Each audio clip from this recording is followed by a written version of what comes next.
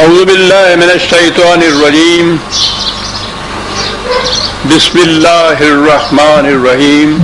عزیزان من، آج اپریل 1984 کی 13 تاریخ ہے اور درس قرآن کریم کا آغاز سورہ الدہر کی آیت 10 سے ہو رہا ہے، 76/10۔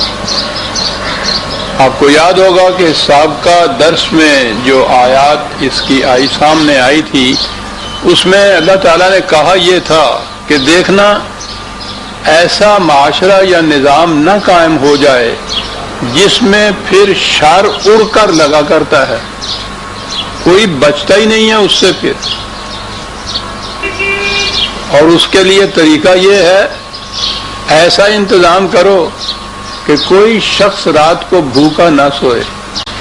یہ ایک موضوع الگ ہے جو میں عرض کروں گا کہ معاشی نظام کو قرآن نے کتنی اہمیت دی ہے۔ اب آپ غور فرمائیے کہ یہ معاشرہ کہ جس میں شر اڑ کر لگا کرتا ہے، اس کے لیے کہا یہ کہ دیکھو یہ کہ کوئی بھوکا نہ رہ جائے معاشرے کے اندر۔ اور ان لوگوں نے پھر اس کے لیے کہا کہ ہم نے ایسا انتظام کیا کہ واقعی کوئی شخص بھوکا نہ رہے، اور جن کی روٹی کا انتظام کیا ان سے یہ کہہ دیا کہ اس کے بدلے میں تم سے کوئی معاوضہ لینا تو ایک طرف، ہم شکریہ کے بھی متمنی نہیں ہیں۔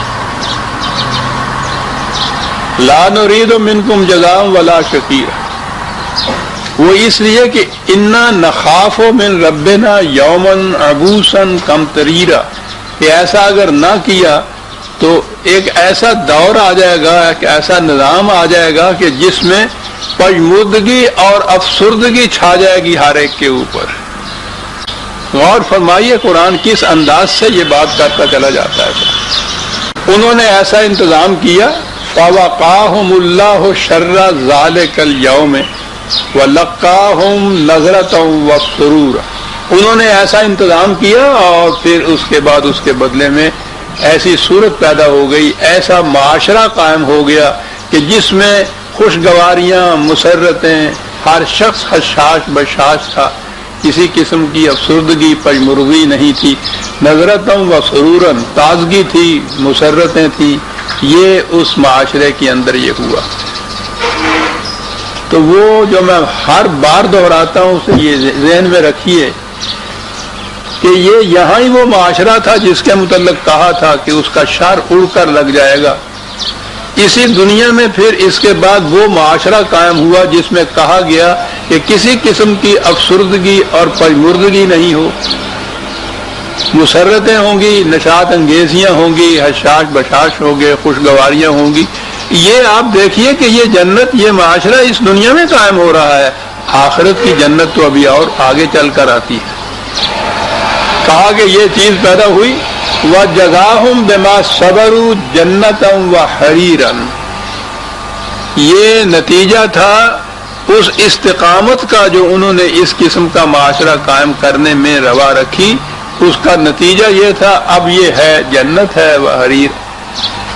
یہاں سے آگے بھی اور پھر خاص طور پہ ہم 29ویں پارے کے آخری صورتوں میں پہنچ رہے ہیں، اور 30ویں پارے میں تو بالخصوص بڑی تفصیل سے جنت اور جہنم کی تفاصیل ہمارے سامنے آئیں گی۔ یہ میں پھر عرض کر دوں کہ یہاں کی جنت کے بعد اخروی زندگی کی جنت اور جہنم پر ہمارا ایمان ہے، لیکن اس کے متعلق جو قرآن نے بیان کیا ہے، میں نے عرض کیا کہ اب وہ تفاصیل بڑی کثرت سے ہمارے سامنے آئیں گی۔ ہر بار دہرانے کی بجائے ایک چیز کو سامنے رکھ لیجئے کہ قرآن نے کہا ہے کہ جو کچھ ہم نے آخرت کی زندگی کے متعلق بتایا ہے وہ تمثیلی طور پر بتایا ہے، مثال کے طور پر وہ بتایا ہے، ان الفاظ کے لغوی معنی نہیں ہے، بلکہ وہ مثال کے طور پر بتایا ہے۔ یہ آیت جو ہے اس کا حوالہ رکھ لیجئے، 13/35، مثل الجنت التی وعد المتقون، جس جنت کا وعدہ متقیوں سے کیا جا رہا ہے اس کی مثال یوں سمجھیے، تجری من تحتہا الانہار اکلہا دائم وظلھا، تفصیل آگے آ گئی کہ آب رواں اس کے نیچے جاری ہے، घने साए हैं और लुत्फ मेवे हैं, मसलुल जन्नत अल्लाह। वो मिसाल यूं समझे इन चीजों की। आपको याद है कि कुरान करीम ने जितनी आयात है कुरान की उनको दो हिस्सों में तकसीम किया, मुहकमात और मुतशाबिहात। सूरह आल इमरान में जो है ये मुहकमात तो वो हैं जो कानूनी हैसियत रखती हैं, अहकाम की हैसियत रखती हैं, वो मुतय्यन अंदाज में बयान किया जाता है।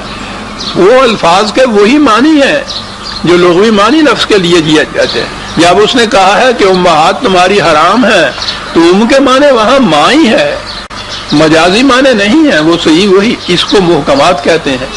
और दूसरा उसने कहा है कि मुतशाबिहात हैं, वो बातें, वो वाक़यात जिन्हें तशबीह देकर, तशबीह के तौर पर बयान किया गया है, तशबीहन बयान किया गया है। तो ये वही है जिनको फौकुल फितरत कहते हैं, मेटाफिजिकल कहते हैं, मावराए फिक्दे इंसानी कहते हैं, यानी खुदा का आलम अमर जिसमें खुद अल्लाह ताला की ज़ात, उसका पूरा निज़ाम, उसके वो मलाइका, वो तफासील, वो आलम अमर है, वो हमारी समझ और दानिश से मावरा है। और इसी तरह मरने के बाद की ज़िंदगी, उसे भी हम अपने शऊर की मौजूदा सतह पर समझ नहीं सकते। उसे मिसाल देकर समझाया, तशबीह के तौर पर समझाया। तो अब ये जितनी चीज़ें आएंगी जन्नत के मुतल्लिक़ जो तफासील दी है कुरान ने, ये समझ लीजिए कि वो मिसाल के तौर पर बयान की है, तशबीहन बयान की है। अब जो तफासील आई है, समझना तो उन्हें हमें ऐसा ही है कि वो मिसाल के तौर पर बयान की हैं, लेकिन वो मिसाल के तौर पर भी जो चीज़ें बयान की जाएंगी, वो क्या चीज़ें होंगी जो बयान की गई हैं। उसके लिए हमें अरबी माशरा देखना पड़ेगा। तो अरबों के यहाँ तो आप जानते हैं, सवाए रेगिस्तान के कहीं कहीं जिसे वो जन्नत कहते थे, वो चंद दरख्त होते थे खजूरों के, नखलस्तान, और वो वहाँ जहाँ पानी का चश्मा होता था, जहाँ पानी का चश्मा हुआ, 4 दरख्त वहाँ हो गए, वो उनके लिए जन्नत होती थी। वहाँ वो डेरा डाल लेते थे, चश्मा खुश्क हुआ, खाना बदोशी की जिंदगी। ये जिन जिसे कहा है कुरान ने, वहां से ये उठे और कहीं फिर जाके ढूंढा, कहीं पानी मिल गया, वहीं 4 दरख्त हुए, उसके नीचे फिर डेरा डाल दिया। उनकी तो जिंदगी ये थी। अब वो जो देखते थे ललचाई हुई नजरों से, उनके दोनों तरफ अजीम शान तहजीब की मालिक 2 सल्तनतें, 2 ममलकतें थी, रोमा की ममलकत और ईरान की ममलकत। वो ममलकत ही नहीं थी, हजारा साल पर बिखरी हुई तहजीब थी उन कौमों के अंदर। वहाँ जिस अंदाज से आसाइश, ज़ेबाइश की, नेवा की चीज़ें थी, ये इस किस्म के ये अरब कि जिन बेचारों को खजूरें खाने को खजूरों की गुठलियाँ पीस कर सत्तू बनाकर गुजारा करते थे। वो जो फिरदौसी ने फिर तान दिया है, ये शीरे शुतर खुर्दनों सूस मार, इनकी कैफियत ये है, ऊँटनी का दूध पीते थे और गौ का गोश्त खाते थे, ये थे अरब। और दाएं बाएं 2 इस किस्म की मुतमद्दन मुअज़्ज़ब ममलकतें, तहजीब में वो देखते थे वहाँ। उनके लिए मेराज जिंदगी की आसाइशों का वो था जो इन ममलकतों में नजर आता था उन्हें। खास तौर पे ईरान तो बिल्कुल साथ वाक़ हुआ था, रोमन तो फिर भी जरा दूर थे, ये ईरान वालों का तो हर वक्त आना जाना था, बॉर्डर इन दोनों के मिलते थे। ये मैं अर्ज कर दूं, जिसे आज इराक कहते हैं ना, इसका एक हिस्सा इराक के अजम जिसे कहा जाता था, वो ईरान ही का हिस्सा था। उनका दारुल सल्तनत मदाइन इसमें वाक़या था। तो आप गौर कीजिए कि इधर इनकी ये कैफियत बेचारों की कि ऊँटनी का दूध और सूसमार का गोश्त और खजूर की गुठलियों के सत्तू, और उधर जब वो उधर निगाह डालते होंगे उनकी तरफ, तो आप सोचिए क्या कुछ ना देखते हो। तो कुरान करीम ने जन्नत की जो तफासील तशबीहन मिसाली तौर पर बयान की है, वो करीबन वो माशरा है जो ईरानियों के यहाँ मौजूद था। इन्हें बताया गया था कि अगर तुम इस قوانین خداوندی کی پیروی میں نظام قائم کر لو گا تو جو کچھ تم آج اس طرح للچائی ہوئی نظروں سے ایرانیوں کے ہاں رومانیوں کے ہاں دیکھتے ہو وہ سب تمہیں حاصل ہو جائے گا۔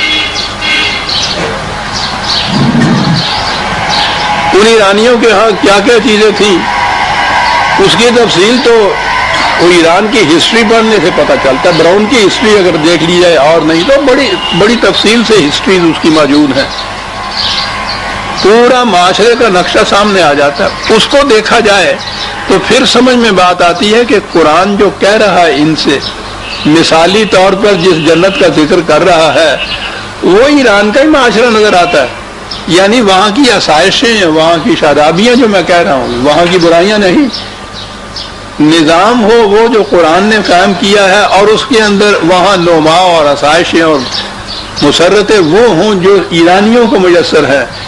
یہ ہے انداز قرآن کا جو جنت کا ذکر اس نے کیا ہے یہاں اسی شکل کے اندر جو ان کے صحیح معنی ہیں، آخرت میں مثالی طور پر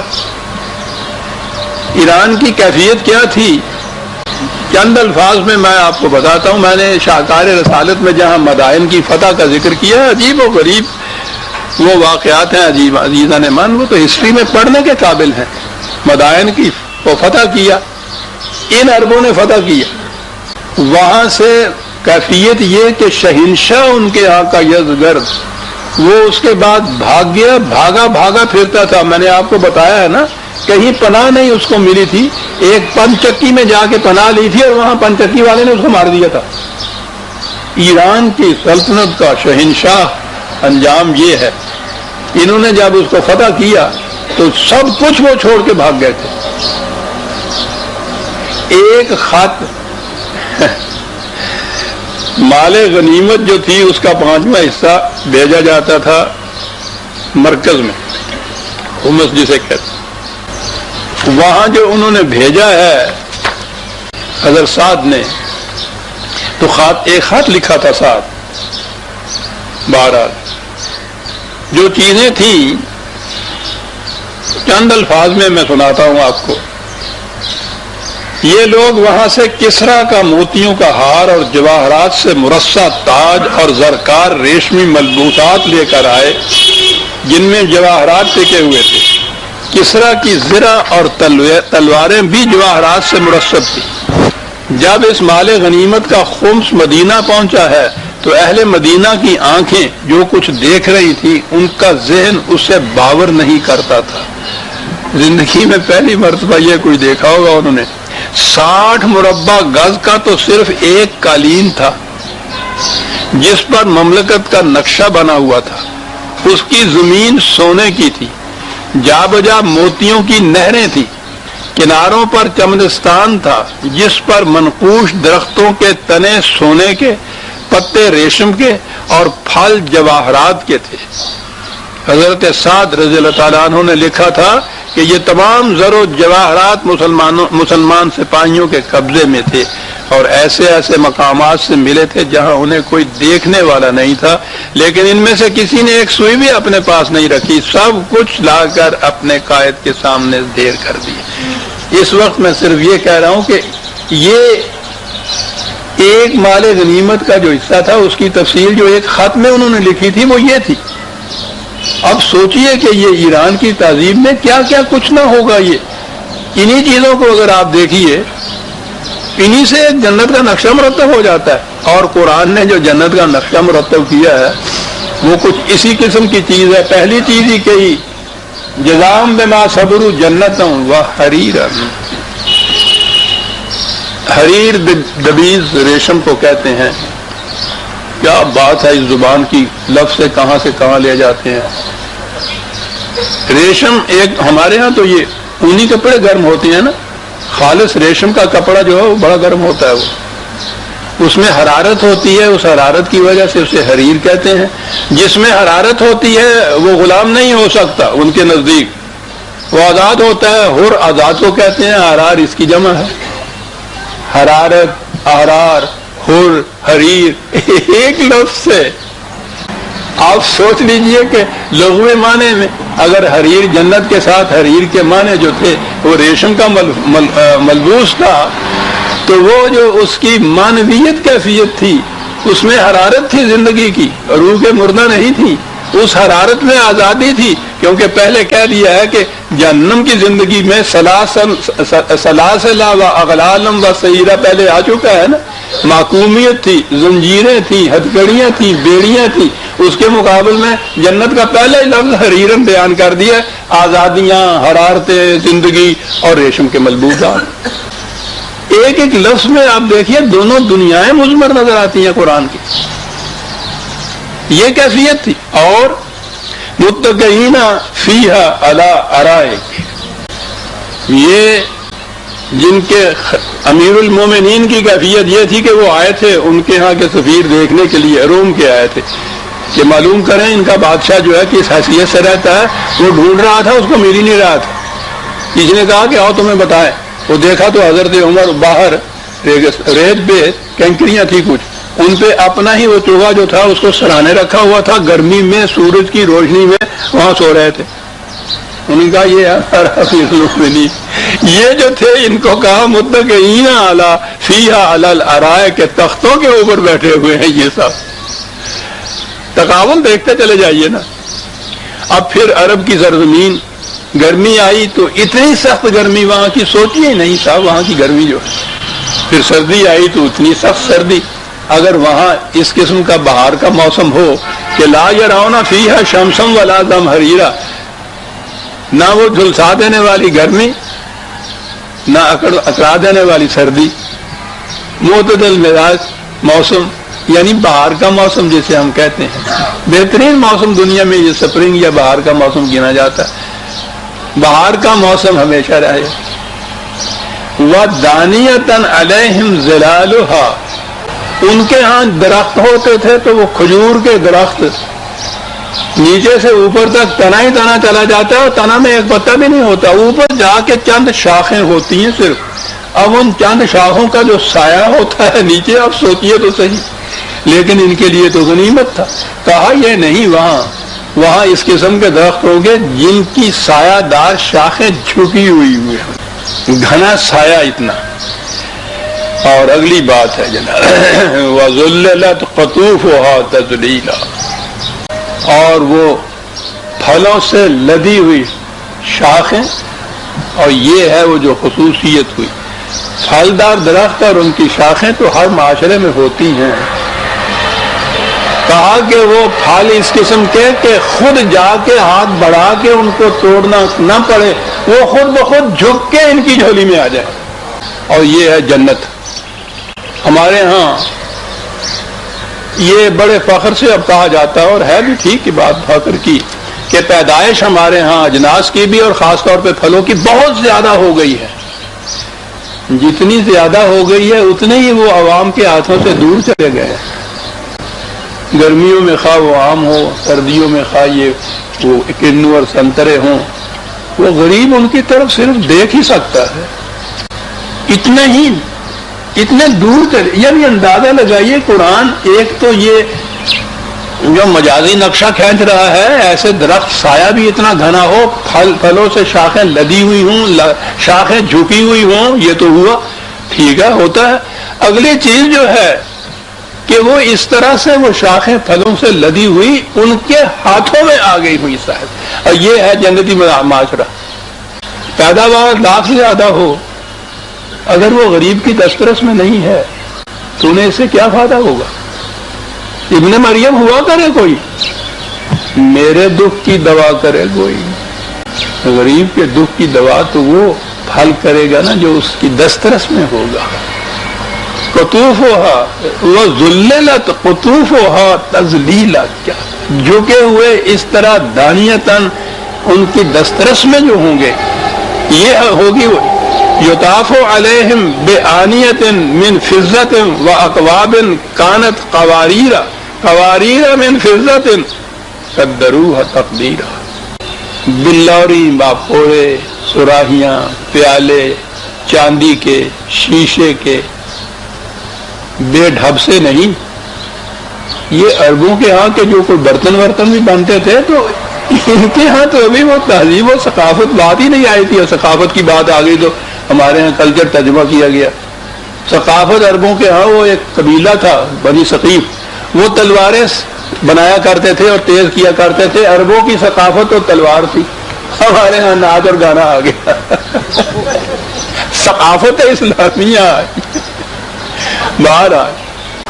تو انہیں چاندی کے کٹورے، بلوری سراہیاں، پیالے، اکواب، چاندی اور شیشے کے ملے ہوئے، پتہ نہیں اوپر شیشہ نیچے کچھ چاندی کے یہ سب چیزیں، اور پھر وہ کیا بات ہے، قدروا تقدیرہ، بھونڈے پان سے یوں ہی نہیں، وہ نہایت شائستگی سے تیار کیے ہوئے پیمائش کے مطابق.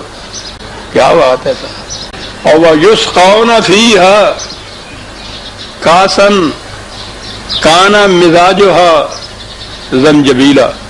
میں نے عرض کیا ہے نا کہ پہلے یہ کہا تھا کانا مزاجها کافورا، یہ ابھی آیت 5 میں تھا، اور یہاں زنجبیل میں نے عرض کیا تھا کہ اس کا مقصد یہ ہے، وہ اعتدال پہ رکھنا چاہتا ہے قوتوں کو، کہ اگر کسی طرح سے قوتیں کم ہو گئی ہیں، یہ قوتیں زیادہ ہو گئی ہیں، شدت ان میں پیدا ہو گئی ہے، سرکشی اختیار نہ کر جائے، اس کے مزاج میں تھوڑا سا کافور اس کے اندر تھوڑا سا ملا دیے. یعنی الفاظ کے اندر باریکیاں ملاحظہ فرمائیے.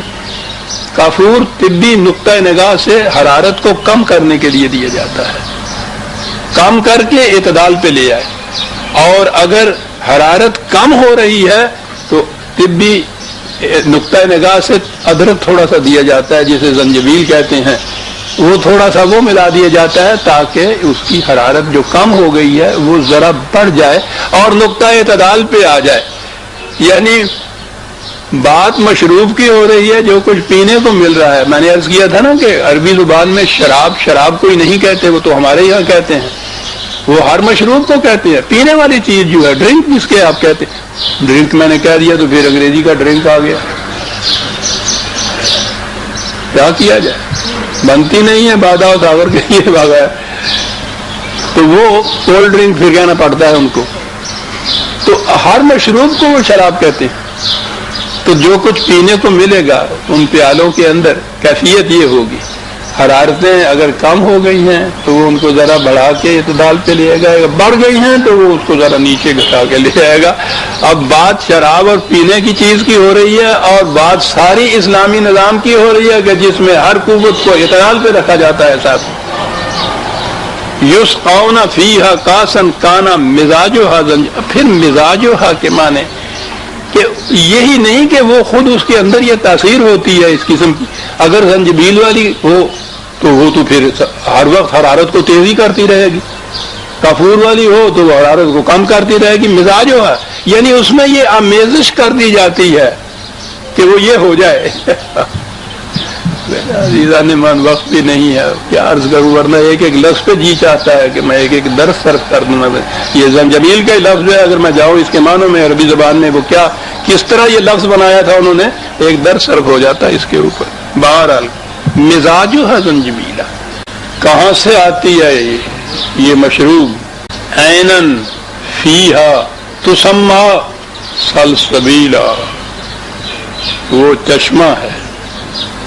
یہاں اس چشمے کے متعلق کہا تھا یفجرونہا تفجیرا، وہ اس چشمے کو اپنے دل سے ابھار کر پھاڑ کر لائیں گے، وہ اندر سے ابھرے گا وہ چشمہ. بات ہو رہی ہے اس قسم کی جیسے ایران کا نقشہ کھینچا جا رہا ہو. الفاظ وہ استعمال کر رہا ہے کہ جس کے اندر اسلام کی ساری تعلیم چلی آ رہی ہے. یہی نہ سمجھ لینا کہ وہ باہر کہیں چشمہ ہے وہاں سے آئے گا، وہ تو آئے گا ہی، وہ تو ضروری چیز ہے، دنیا کی چیزیں ہیں. لیکن یہ چشمے وہ ہیں جو تمہارے قلب سے پھوٹتے ہیں. یہاں یہ کہا کہ یہ چشمہ وہ ہے. آپ کو یاد ہے کہ قرآن کریم نے سورہ ماعون میں یہ کہا ہے نا کہ وہ معاشرہ جس میں شر اڑ کے لگ جایا کرتا ہے، اس کی کیفیت یہ ہوتی ہے کہ ہر طاقت قوت والا جو ہے جس کا بس چلتا ہے، یمنعون الماعون، جس رزق کے چشمے کو بہتے پانی کی طرح رواں دواں جانا چاہیے تھا ہر ضرورت مند کے گھر کے سامنے سے گزرتے ہوئے، وہ اس پہ بند لگا کے اپنے لیے اسے روک لیتے ہیں، دوسروں کو محروم کر دیتے ہیں. اس سے وہ شر پیدا ہوتا ہے جو اڑ کے لگا کرتا ہے. ابھی یہاں تو غنیمت ہے، وہ وقت نہیں آیا۔ دنیا میں جہاں بھوکوں نے اٹھ کے پھر جو فساد برپا کیے ہیں، اس سے نظر آتا ہے کہ شر کیسے اڑ کے لگا کرتا ہے۔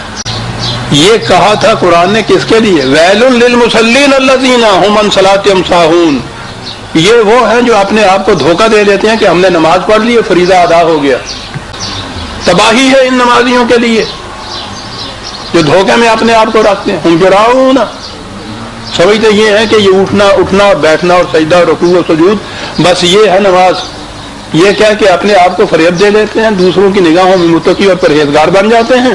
اور یمنعون الماعون، اور کیفیت یہ ہے کہ جس رزق کے چشمے کے پانی کو ہر ایک کے گھر کے سامنے سے گزرنا چاہیے اس پہ بند لگا لیتے ہیں اور اپنے لیے اس کو محفوظ کر دیتے ہیں۔ یہ ہیں وہ نمازی جن کے لیے تباہی ہے۔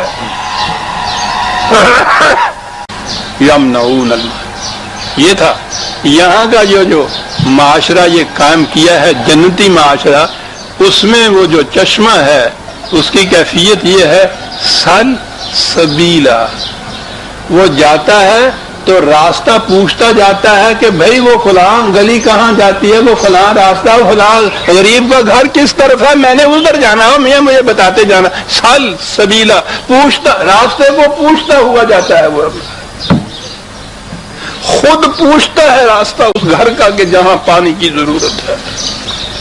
قرآن کے الفاظ ہیں عزیزان، قرآن کی اصطلاحیں، سل سبیل۔ یہاں تو میں نے نہیں دیکھا، کراچی میں ایک پیٹرول پمپ پہ لکھا ہوا تھا سل سبیل۔ اللہ فرماؤ، ہمارے ہاں ساری اصطلاح قرآن کی یادی ہو گئی ہے، جب وہ مسلی کی اصطلاح وہ ہو گئی ہوئی ہے تو یہ سل سبیل کی کیوں نہ ہو گئی ہو، سمجھ لیا نا؟ اس لیے کہ وہ چشمہ تو اب کہیں ہے ہی نہیں، ناپید ہے، کہ جو خود پوچھے کہ پیاسا کہاں ہے، مجھے اس کا گھر بتا دینا، مجھے اس کا گھر بتا دینا۔ سل سبیل، یہ اس چشمے کا پانی جسے آپ کہیں گے کہاں سے آتا ہے، ایک ریفرنس یہ بھی ہے 83 ہے غالباً، ہاں 83/26 ایک ایک لفظ میں قرآن معنویت پیدا کرتا چلا جاتا ہے۔ ختامہ مسکن، اس کے اوپر جو سیل کیا ہے اس کو تو مسک سے کیا ہے، وہ مشک جسے ہم کہتے ہیں اس کو مسک کہتے ہیں، وہی زنجبیل والی بات جو ہے۔ کائے کے لیے مزاجہ من تسنیم، تسنیم، ہمارے ہاں تو یہ لفظ اب جو ہیں معاف رکھیے گا، پہلی لڑکی پیدا ہوئی تو نسیم نام رکھ دیا، پھر اس کے بعد اور پیدا ہو گئی وسیم رکھ دیا، پھر اور پیدا ہو گئی تسنیم رکھ دیا، وہ اس کام ہی آتا ہے۔ یہ چیز جو ہے، یہ جو چشمہ ہے تسنیم کہتے ہیں جو اوپر سے نیچے کی طرف آئے، وہی خداوندی کے لیے نزول کا لفظ تھا، بارش کے لیے نزول کا لفظ تھا۔ یہ چشمہ ہوا ہے جس کے لیے تسنیم کا لفظ ہے، آبشار کی طرح اوپر سے نیچے آ رہا ہے، بلندیاں اس کے اندر ہیں۔ اس کا جو سورس ہے اس چشمے کا وہ بلندی پہ واقع ہوا ہے، وہاں سے تمہارے ہاں آتا ہے اور پھر راستہ پوچھتا ہوا ہر پیاسے کی پیاس بجھاتا ہوا آگے چلا جاتا ہے۔ اس کے لیے جو کہا ہے کہ یہ مزاج اس کا یا ختام اس کا ہے، مہر سیل اس کے اوپر مشک کی لگی ہوئی ہے، مزاج میں تھوڑی سی آمیزش کر دی گئی ہے زنجبیل کی تاکہ قوتیں اور حرارتیں باقی رہیں۔ کاہے کے لیے یہ کچھ کیا گیا ہے؟ ذالک فلیتنافس المتنافسون، یہ اس لیے ہے کہ زندگی کی شاہراہ کے اوپر اقوام عالم میں جو آگے بڑھنا چاہتا ہے وہ اس سے آگے بڑھ جائے۔ یہ اس لیے یہ مشروبات اور جنت کی آسائشیں دی جا رہی ہیں، یہ منافست کے لیے ہیں، آگے بڑھنے کے لیے ہیں قوموں کی زندگی میں۔ مومن بالائے ہر بالا ترے، مومن کی شان یہ ہے جتنا اونچے بلندی کے اوپر ہے اس سے بھی وہ بلند، اس لیے کہ غیرت او برنا تابد ہم سرے، وہ پیچھے رہ جانا تو ایک طرف رہا، اس کی تو غیرت یہ بھی نہیں برداشت کر سکتی کہ کوئی ہمدوش اس کے ہو جائے، وہ آگے جاتا ہے، بلندیوں پہ جاتا ہے۔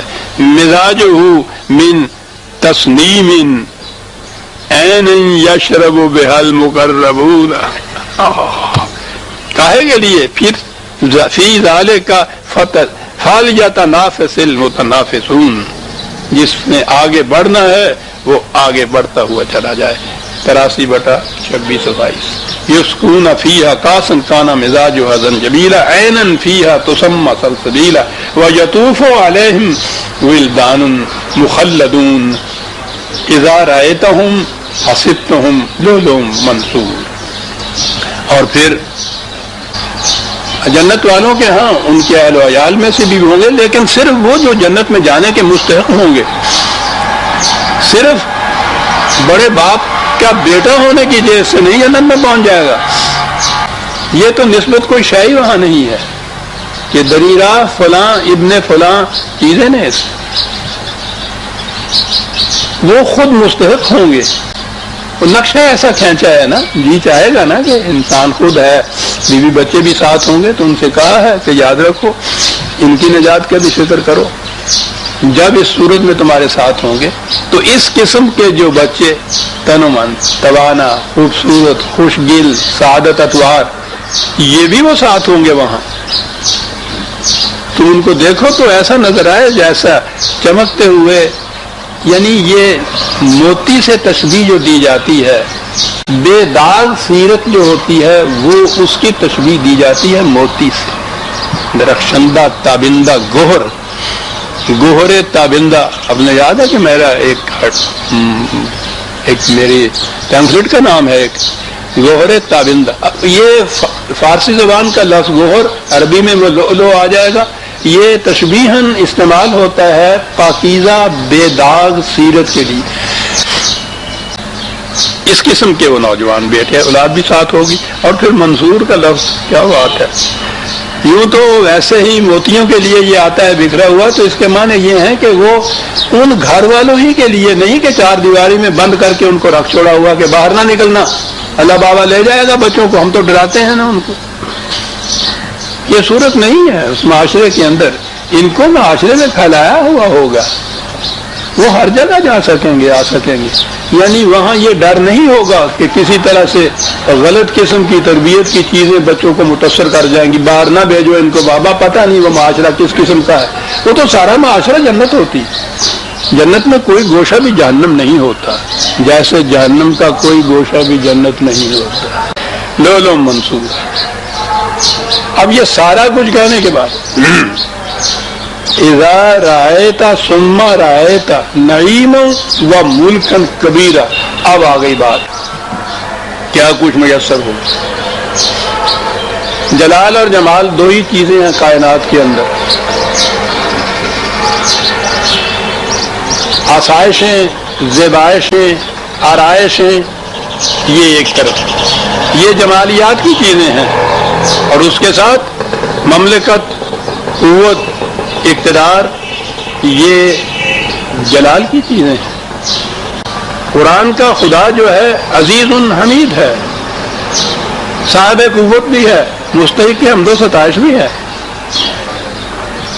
کہا کہ اس معاشرے کو تم دیکھو گے، پھر دیکھو گے، بار بار دیکھو گے تو دونوں چیزیں وہاں نظر آئیں گی، آسائشیں اور زیبائشیں بھی نظر آئیں گی، قوت و جبروت بھی نظر آئے گا، ملک کبیرہ، مملکت نظر آئے گی، بہت بڑی مملکت نظر آئے گی۔ یہی جو دو شہر مکے مدینے والے جو تھے، چند ہی سالوں کے عرصے کے اندر نبی اکرم صلی اللہ علیہ وسلم کی وفات کے وقت تو 10 لاکھ مربع میل پر مملکت مشتمل تھی، چند سالوں کے بعد حضرت عمر رضی اللہ تعالیٰ عنہ کے زمانے میں 23 لاکھ مربع میل پر مملکت میسر، سارا ایران، ادھر سے رومن کا وہ حصہ بازنطینی جو اس طرف تھا، وہ مصر کا علاقہ، اور یہ ادھر بلوچستان تک کا علاقہ، ذرا آگے چل کے ہم جو کہتے ہیں، وہ تو تاریخ اب آہستہ آہستہ انکشاف کر رہی ہے کہ صحابہ کے زمانے میں تو چین تک پہنچے ہوئے تھے۔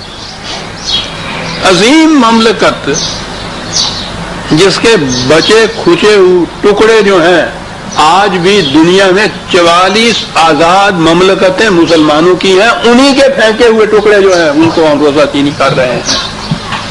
یہ الگ بات ہے کہ وہ مملکت کاہے کے لیے تھی اور یہ مملکتیں ہماری کاہے کے لیے ہیں، لیکن پھر بھی وہ مملکتیں جو تھیں وہ اس ٹوٹنے کے بعد بھی ان کی کیفیت یہ کیفیت و ملکن کبیرہ. تو آپ دیکھیے گا کہ یہ کوئی فقیروں کی، تقیہ والوں کی، خانقاہ والوں کی باتیں نہیں ہو رہی ہیں. ملک کبیر بھی اس کے ساتھ دیا جا رہا ہے. استخلاف فی الارض ایمان اور عمل صالحہ کا قرآن نتیجہ بتاتا ہے. ملک کبیر عالیہم ثیاب سندس وخضر واستبرق. وہ دیکھیے وہی جو پیچھے سے چلی آ رہی تفاصیل، پھر وہ آ گیا. لباس ان کے ریشم کے، دبیز ریشم کے، باریک ریشم کے. وہ ہلو اساورا من فضۃ. اساورا یہ بڑا عجیب لفظی معنی اس کے تو بلندی کے ہوتے ہیں. سارا یہ سورہ ان کے ہاں ترجمہ ہے. یہ سوال جہاں سے لفظ آیا، یہ قرآن کی صورت جہاں سے یہ لفظ نکلا، بلندیوں کی طرف لے جانے والی چیز. ایرانیوں کے ہاں وہ جو شہنشاہ کے مقرب ہوتے تھے، قریب ترین لوگ، جیسے اکبر کے نورتن کے ہمارے ہاں مشہور ہے، ان کے ہاں جو اس قسم کے مقرب ہوتے تھے ان کو وہ کنگن پہنایا کرتے تھے، چاندی کے، سونے کے.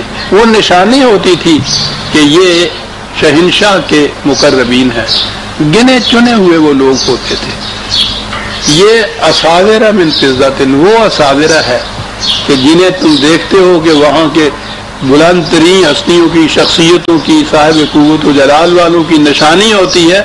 یہ نشانی اہل جنت کی ہوگی. وہی الفاظ اور وہی نقشہ کھینچا جا رہا ہے جیسا میں نے ابھی عرض کیا جو ان کے سامنے اہل ایران کا تھا. اساورہ من فضۃ وسقاہم ربہم. اب پھر آئی بات وہی، پینے کے لیے کیا چیز ہوگی؟ شرابن، ڈرنک پینے والا، طہورا، جس سے سیرت میں پاکیزگی پیدا ہو جائے. جسے ہم شراب کہتے ہیں اس سے جو سیرت پیدا ہوتی ہے وہ تو ہمارے سامنے ہے. شراب ہے، شرابن طہورا ہے. اور ان سے یہ سب کچھ دینے کے بعد کہا کہ یہ کچھ خیرات کے طور پر نہیں تمہیں دیا جائے گا کہ ہاتھ سے لو اور آنکھیں شرما جائیں. نہیں، یہ بات نہیں.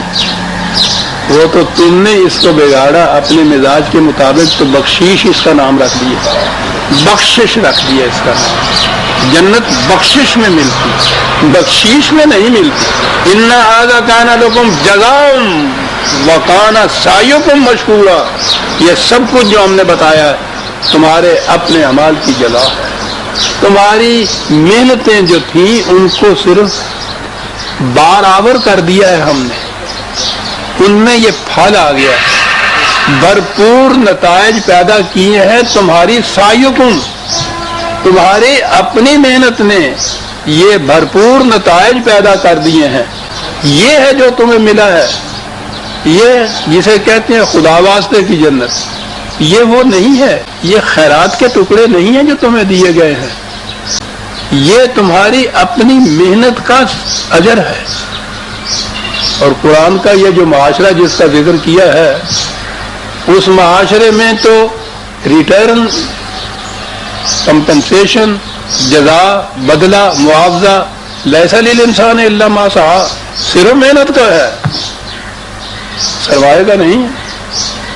یہاں بھی کہنا سعیکم مشکورا، تمہاری جو لیبر تھی، تمہاری جو محنت تھی، اس سے بھرپور نتائج پیدا کیے ہیں. یہ جزا ہے، اس کی معاوضہ ہے اس کا جو تمہاری محنت تھی، یہ دیا ہے ہم نے اس کو. اب یہ جو معاشرہ اس قسم کا کہا گیا ہے اسے کس طرح سے قائم کیا جائے گا؟ کہا اس کے قائم کرنے کے لیے انا نحن نزلنا علیک القرآن تنزیلا، اس معاشرے کے قائم کرنے کے لیے ہم نے اس قرآن کو نازل کیا ہے تمہاری طرف. پھر وہی نزول ہے، اوپر سے نیچے آنے والی بات. یہ نازل کیا ہے اس قرآن کو ہم نے تمہاری طرف تنزیلا، بتدریج، آہستہ آہستہ. وہ اس لیے کہ اس معاشرے کو قائم کرنا تھا نیگیٹو سے، نفی سے. جہاں پورا معاشرہ وہ تھا جس کو قرآن نے جہنم کا معاشرہ بتایا ہوا ہے، جس میں نبی اکرم صلی اللہ علیہ وسلم کی بات ہوئی ہے، عرب کا وہ معاشرہ، اس معاشرے کو اس معاشرے کے اندر تبدیل کرنے کے لیے تدریجی محنت کی ضرورت ہے۔ یہ اوور نائٹ نہیں آ سکتا تھا، یہ بائی ریولیوشن نہیں آ سکتا تھا، یہ بائی ایولیوشن ہی آ سکتا تھا، یہ ارتقائی طور پر ہی پیدا ہو، اس لیے کہ اس کی بنیاد تھی سیرت اور کردار میں تبدیلی کی، قلب و دماغ کے اندر انقلاب لانے کی۔ یہ چشمے دل کی گہرائیوں سے پھوٹنے تھے۔ قوت کے زور پر تو آپ ایک اوور نائٹ تو بڑی لمبی چیز ہوتی ہے، 1 گھنٹے میں آپ اس قسم کا انقلاب برپا کر سکتے ہیں، لیکن وہ انقلاب نہیں ہوگا۔ انقلاب تو وہ ہے جس میں قلب کی تبدیلی ہو، اور قلب کی تبدیلی کے لیے یعلمہم الکتاب والحکمہ ویزکیہم، نبی اکرم صلی اللہ علیہ وسلم جیسا معلم، ان جیسے سیکھنے والے، فریضہ حضور کا بتایا کہ وہ تعلیم دیتا ہے کتاب کی اور حکمت کی، عقل و فکر کی، عقل و شعور کی، اور یزکیہم، اس طرح سے تمہاری سیرتوں کو پاکیزہ کرتا ہے۔ یہ تھے وہ جسے اب اہل جنت آپ کہیے، یعنی وہ لوگ جن کے ہاتھوں سے یہ معاشرہ قائم ہوا تھا۔ یہ اوور نائٹ نہیں ہو سکتا، وہ تو جسے اس تاریخ میں ہم ویسے تو ان میں سے ایک صحابی اپنا مقام رکھتا ہے اور سارے برابر کے مستحق ہیں تبریک و تہنیت کے، لیکن جن کے ہاتھوں سے یہ مملکتیں اتنی قائم ہوئی، حضرت عمر رضی اللہ تعالیٰ عنہ کا جن کا بار بار وہ ذکر آتا ہے، وہ کس طرح سے عمر ابن خطاب سے فاروق کیسے بنے گے؟ وہ تو خود لکھتے ہیں اپنی اس کنورشن یا تبدیلی کے متعلق کہ میں نکلا رات کو کہ دیکھوں، رات کو ہم اکٹھے ہوا کرتے تھے جنگلی شراب پینے کے لیے، خود بیان کرتے ہیں، میں نکلا تو وہاں دیکھا کہ جہاں ہم اکٹھے ہوا کرتے تھے وہاں کوئی تھا نہیں، پتہ نہیں کیا حادثہ ہو گیا، تو وہاں کوئی بھی نہیں تھا، تو میں بڑا مایوس ہوا۔ اب معمول یہ تھا کہ اس کے بعد گھر دیر میں واپس جایا کرتے تھے، تو میں نے کہا اب کیا کریں، کافر نہ توانی شد نہ چار مسلمان شاہ، کہا چلو کعبے کو چلتے ہیں، دیکھتے ہیں وہاں شاید کوئی ہو، اس سے کچھ باتیں کریں گے۔ یعنی یوں تو یہ آئے تھے کعبے کی طرف، شراب خانہ بند تھا۔ یہاں دور سے دیکھا تو ایک شخص نہایت پرکشش انداز میں عربی بھی کی کوئی عبارت جو پڑھ رہا ہے، کہنے لگے کہ وہ بجلی کی طرح سینے میں اتر گئی۔ چپکے سے ایک طرف خاموشی سے میں کھڑا ہو گیا کہ میری آہٹ پا کے یہ کہیں بند نہ کر دے۔ دیکھا تو وہ پڑھنے والا محمد صلی اللہ علیہ وسلم تھا، قرآن کی آیتیں پڑھ رہا تھا۔ کہنے لگے وہ پڑھتا گیا اور میرے اندر ایک تبدیلی پیدا ہوتی گئی، یا اللہ یہ کلام ہے جس کے خلاف ہمیں اتنی نفرت دلائی گئی اور میں لٹ لیے پھرتا پیچھے پھرتا رہا، یہ ہے۔ کہنے لگے میں کعبے کے خلاف میں چھپ گیا کہ کہیں مجھے دیکھ کے یہ بند نہ ہو جائے۔ کرتا گیا صاحب، رات کا سما، تاروں کی روشنی، کعبے کا ماحول، محمد صلی اللہ علیہ وسلم کی آواز، خدا کا کلام، عمر سن رہا ہے۔ حضور نے بند کیا، آپ چل پڑے، میں پیچھے پیچھے چل پڑا۔ گھر تک پہنچا تو انہوں نے مڑ کے دیکھا، مجھے میرے متعلق مشہور تھا کہ میں ان کو قتل کرنے کے ارادے کر رہا ہوں۔ مڑ کے دیکھا تو کہا عمر اس وقت کہاں آئے ہو؟ میں نے کہا آپ ہی کے پیچھے آ رہا ہوں۔ اتنی سی بات، کیا ارادہ ہے؟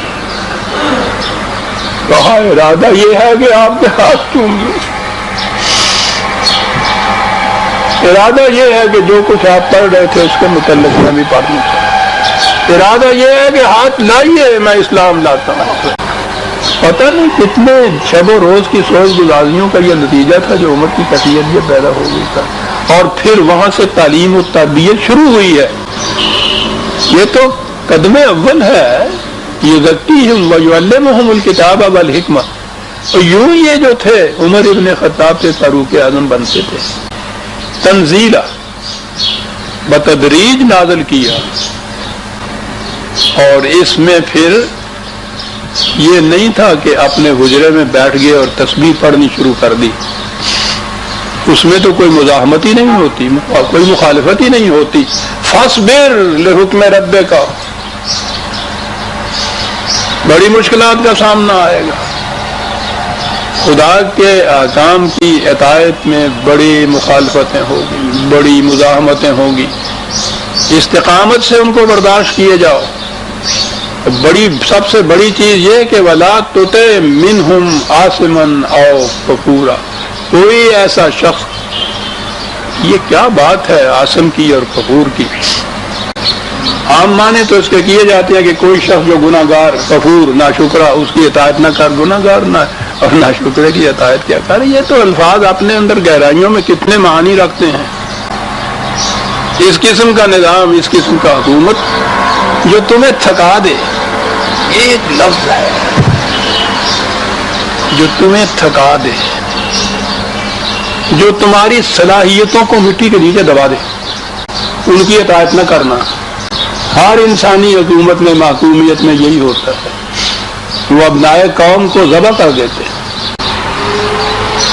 اتنی مشقت لیتے ہیں کہ تھک جاتا ہے ہر شخص. جسمانی طور پر نہ تھکے تو ذہنی طور پہ تھکا دیتے ہیں. اور پھر کوشش یہ ہوتی ہے کہ کسی کی صلاحیت ابھرنے نہ پڑے. کہا یاد رکھنا اس چیز کو، ان میں سے کسی کی اطاعت نہ کرنا.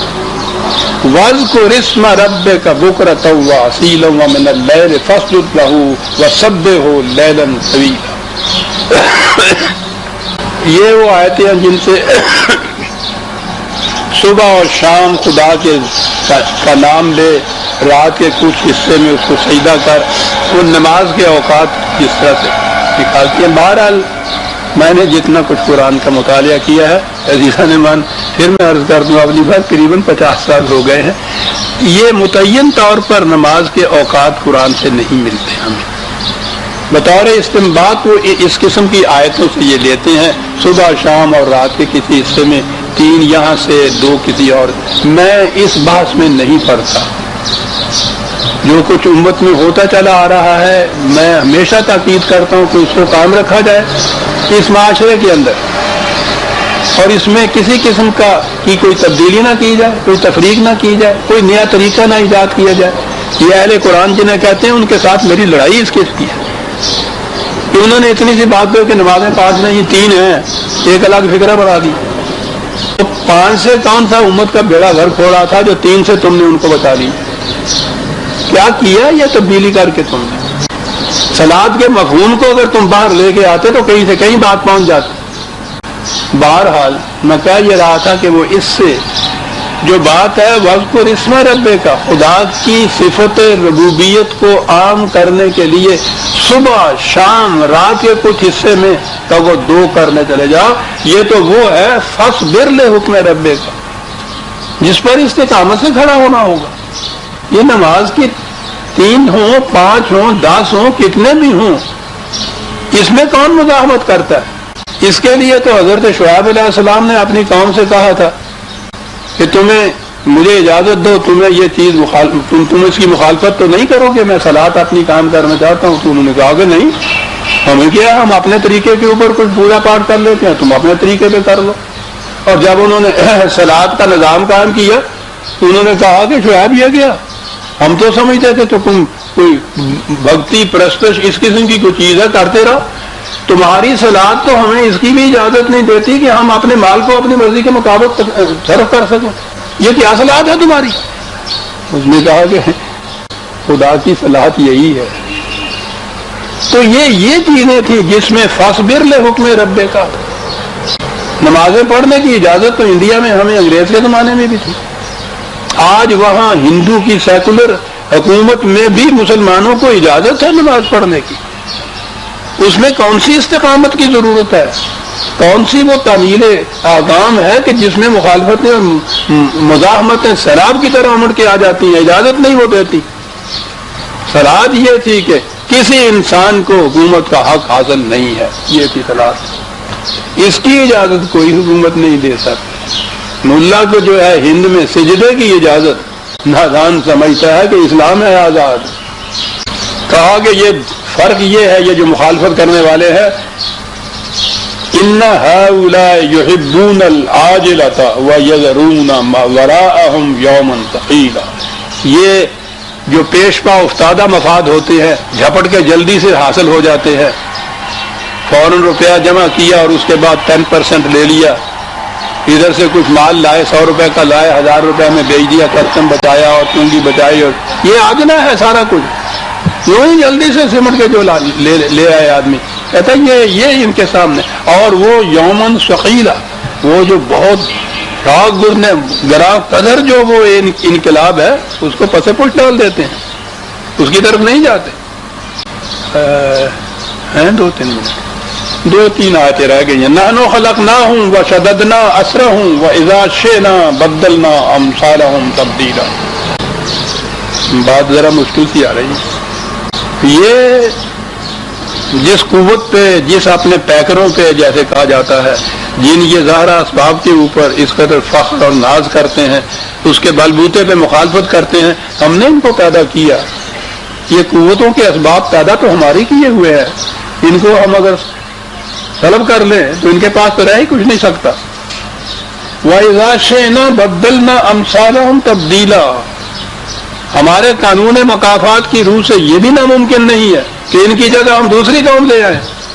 قرآن میں کئی مقامات پہ کہا ہے، یہ انہی سے نہیں کہا تھا جو کفار عرب تھے، ہم سے بھی کہا ہوا ہے قرآن نے کہ ایمان کے مدعیوں، مسلمان کہلانے والوں، اگر تم نے یہ نظام قائم نہ کیا تو تمہاری جگہ دوسری قوم آ جائے گی جو پھر اسے نظام کو قائم کرے گی۔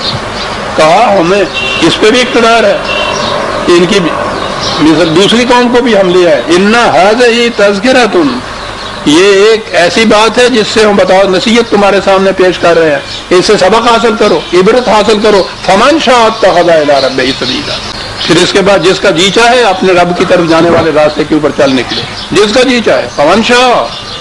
اور آگے ہے وہ جو بات میں کہہ رہا تھا، 2 منٹ کی میں شیخ صاحب سے اجازت بھی مانگوں گا، 2-3 مقام پہ یہ آتا ہے وما تشاءون الا ان یشاء اللہ۔ قرآن کریم نے سارے قرآن میں یہ ایک ہی انسان کی خصوصیت بتائی ہے کہ اس کو ہم نے آزادی دی ہے اختیار کی، 2 راستوں میں سے ایک راستہ اختیار کرنے کی، اسی سے ساری ذمہ داریاں اس پہ عائد ہوتی ہیں۔ فمن شاء کے معنی یہ ہے جو چاہے جعل حق، فمن شاء فلیؤمن ومن شاء فلیکفر، جس کا جی چاہے اس کو تسلیم کرے، جس کا جی چاہے اس سے انکار کر دے۔ یہ ہے سارے قرآن کی تعلیم جو ہے۔